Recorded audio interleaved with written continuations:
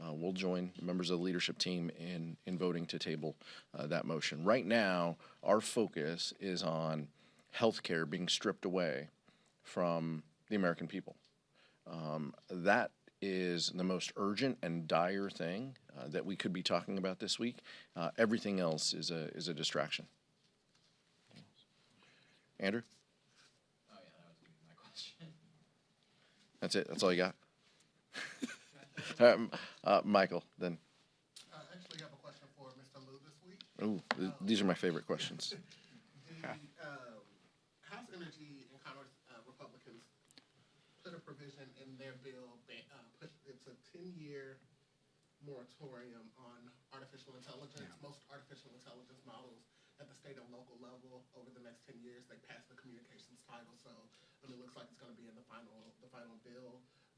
Given your role on the Artificial Intelligence Task Force last Congress and the interest that you have in this industry, what's your reaction to that particular provision? Do you think that it's helpful to prevent states and localities from regulating this industry? And what does it say that Congress hasn't really taken any meaningful steps to regulate artificial intelligence over these last few years? So thank you for your question. First of all, this has nothing to do with the budget, so I don't see how this survives the Senate, where I think the parliamentarian will rule it out of order. Just on the policy itself, I don't mind if we have federal preemption. We do have federal preemption in a number of areas in the law, but we can't preempt with nothing, right? There's no federal law or idea that we're preempting the states on, and so it doesn't make much sense to me to basically preempt with nothing. I think if we're going to preempt, we should say we want to do X, Y, or Z at the federal level, and that's why you states cannot regulate in this area. I also know that 10 years is an awfully long time. If what Congress wants to say is, look, give us a year to figure this out, that might make more sense, but there's no reason to have a 10-year preemption with nothing in its place.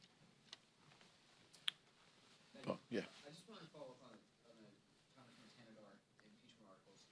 This morning he admitted that some members of his party strongly disagree with him, and he kind of said, I'm moving forward anyway because I think that it's always the right time to do the right thing, regardless of what members of my party think. So what would you say to the fact that he's pretty much admitting, I know my party doesn't want me to do this and I'm doing it anyway? I'll keep the conversations I have with members, between members. Many of us have made our positions known. Like I said, this is such an impactful moment when our colleagues are locking themselves in a room for 24 hours to protect and defend health care for their constituents. We should be talking about uplifting that hard work. We shouldn't be talking about this proposal that is not ripe, and not timely. That's what is most important. Impeachment is a tool. Look, like I said before, this president is no stranger to impeachments. He's been impeached twice. Impeachment is a tool that can be used, but it takes weeks and months to do. Right now, the issue of the day is, will 4 Republicans stand up and support health care in this country for their constituents? That is a fundamental issue. Everything else is just a distraction. And we're seeing that play out in real time in the Energy and Commerce Committee, and we will see that again as this bill goes to the Rules Committee and comes to the House floor. That's what House Democrats are focused on fighting for. I understand, we've said before, it is a broad mosaic of opinions within the House Democratic Caucus that the Vice Chair and I get an opportunity to lead, but this is one that is a pretty easy call. Go ahead. Mike Johnson said this morning that he supports a ban on stock trading by members. Jeffries has said the same. Do you think that's something now that should be moved on very swiftly now that there's agreement from both parties' leaders? This has been a bipartisan issue. Members on both sides of the aisle have talked about this. There's a lot of details behind it. I support a ban personally, but there's a lot of details that would need to be worked out. What is difficult for members to also comprehend is, yes, we believe that members shouldn't be trading We don't believe that members should use any knowledge that they have in order to execute trades. Marjorie Taylor Greene and chairman of committees have recently engaged in some of this that is questionable. What is also questionable is the President of the United States being able to trade his likeness with meme coins, and he and his family profit to the tune of potentially hundreds of millions of dollars in order to continue this grift on the American public, and not just the American public, to be able to profit from people around the country. So I'm in favor of a ban, but let's not also lose sight that there are plenty of things in which we need to hold the executive to when it comes to conflicts of interest and trading as well.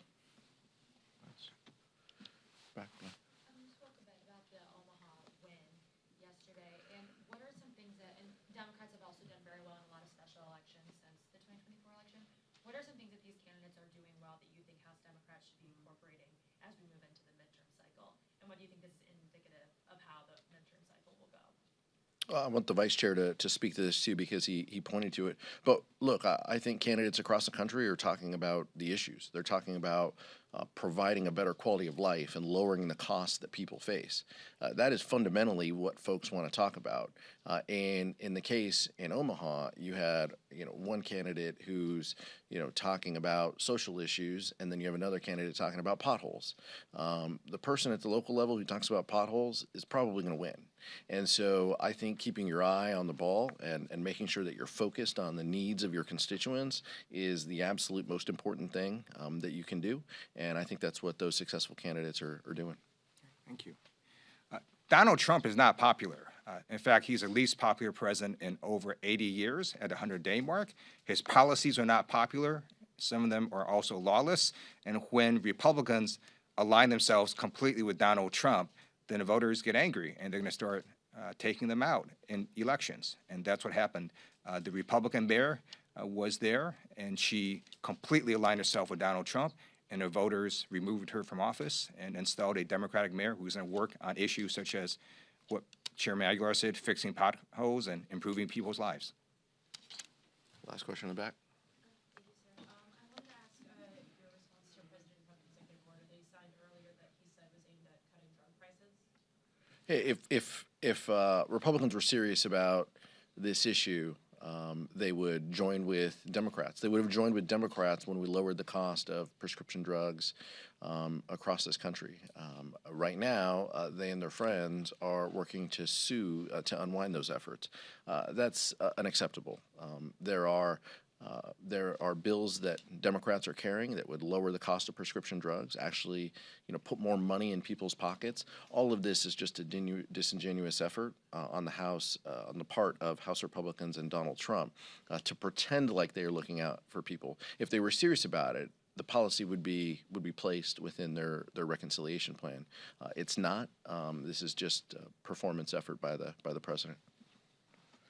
Thank you very much.